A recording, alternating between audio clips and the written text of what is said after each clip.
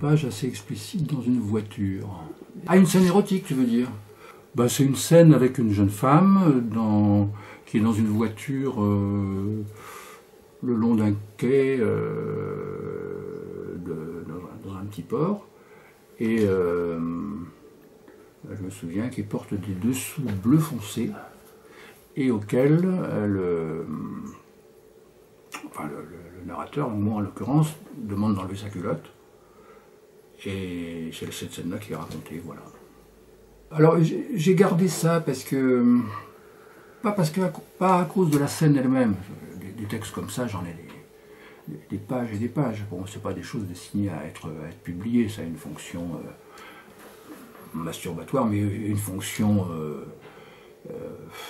de réminiscence, quoi. C'est un truc c'est une inquiétude de vieillard, je pense, c'est-à-dire c'est le vieillard qui craint de perdre la mémoire, et donc la boule aussi. Et donc il fait ces exercices de mémoire, c'est-à-dire qu'il teste sa capacité à reconstituer des scènes chargées d'émotions, donc difficiles à reconstituer, parce que l'émotion cancérise, enfin envahit le détail des faits. Mais qui vérifie sa capacité à reconstituer ces scènes dans une sorte d'exactitude presque hallucinée, quoi, presque hallucinée. Ouais, comme si c'était presque une hallucination, quoi.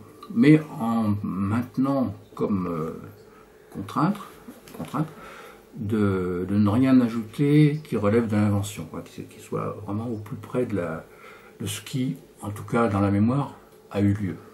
Voilà. Donc j'ai beaucoup de choses comme ça. Mais bon, j'aurais pu faire 400 pages de plus, là. Mais c'était pas le propos.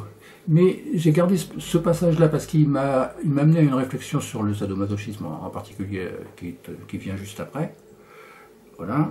Et parce que, comment dire, ce passage-là, enfin cette scène est arrivée et a été notée dans un carnet à un moment où c'était plutôt ma question c'était pourquoi est-ce que cette scène revient à ce moment-là? Qu'est-ce qui fait que cette scène qui relève de plusieurs années dans le passé, on va dire, pourquoi est-ce qu'elle revient là maintenant? Quelle qualité d'émotion comporte-t-elle qui a fait qu'elle est revenue?